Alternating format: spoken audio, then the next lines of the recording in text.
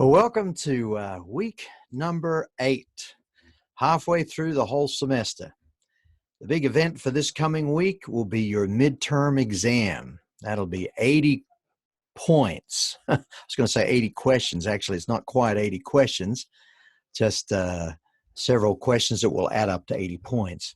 You'll have multiple choice, true, false, matching, and it's not real hard. The key to that will be to go back to the lecture following lecture 16 and be sure that you go through the review for the midterm exam.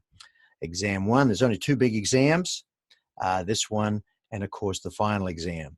So if you go through that lecture, exam 1 review, and I'd even print that out or take all the notes you have from that, have it available. You can use it certainly in the exam. You'll have a certain amount of time to complete the exam.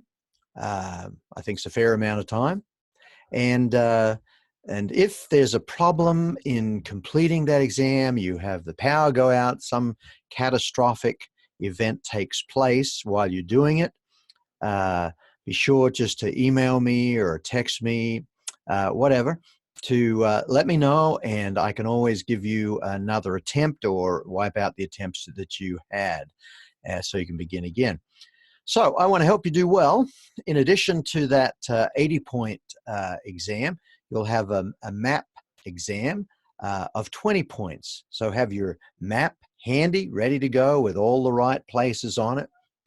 And you'll have 2 sections to that, a north and a south, just 10 questions or matching questions on the top and the north and on the south. And that'll be worth 20 points. So between the 2 exams, you have a whole 100 points. So that's quite significant. If you get anything from 90 and above, it'll be an A, and you go on from there. We'll be dealing with 2 lectures this week, which of course will not be on this current exam, but will be on the next one, the final exam.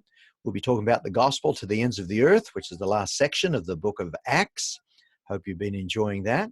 And then in addition to that, we'll be talking about Paul and his theology. We're preparing to move into Romans and the 13 books that Paul wrote. So these will be fun lectures for you. What I'd like to know is, are you watching this video? So one way for me to find out if you're watching this video is for you to let me know. And if you do that by, after you've watched the video, at least to send me an email, preferably, or if you want to text me, that's fine. I watched the video. You do that, I'll give you an extra point on one of your discussion boards, one that you've completed. Sound like a deal? That way I know that you're looking at it. I hope you're not trying to skip the reading and just go to the quiz. It's just not the way to go. You've got to read the book, do the reading guide, fill that in, and you'll pretty much get a 10 every time on those reading quizzes. So this week, encourage you to get caught up. Now, the other thing I do want to talk about is the discussion boards. Some of you are just doing a fantastic job on those discussion boards, but some of you, particularly in your responses, sometimes just put a sentence or 2. Do you realize for every discussion board, every post you do, first of all, your initial one that you give your response to the discussion question, it's 150 words. If you go less than that, that's pretty much what causes you to drop the grade, down to as little as 5. I'll give you a minimum fine, just 5, just for doing it. Excuse me for scratching my eye. That was a bit out of line.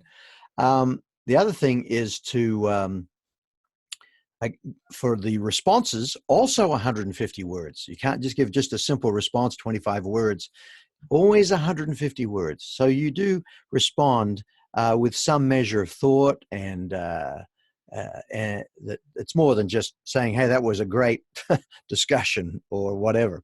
So that's where a lot of you are just scoring very low on your discussion boards. Now, if you want to go all the way back to some of your earlier discussion boards, really the first 7 weeks even, and you want to correct the ones that were very low, redo them even, let me know.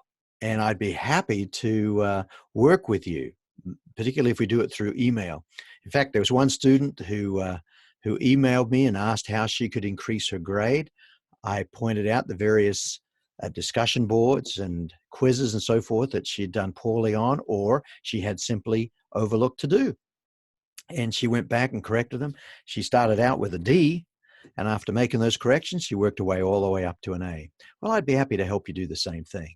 So don't be afraid to email. There's no dumb question. I want to help you do well in this course and enjoy it. And I bet you want to get a good grade out of it too. That would, for some of you, help your GPA. So let's work together on this. Let's make the second half of this course go better even than the first. So let's work together. You help me, and I can certainly help you. Anyway, here we go. The weather's getting a little cooler. I bet you all like that. And we're getting halfway through this course, and I've enjoyed doing it, having to learn a lot myself and how to do an online course. So again, you have any questions at all, don't hesitate to let me know, and I'd be happy to help you any way that I can.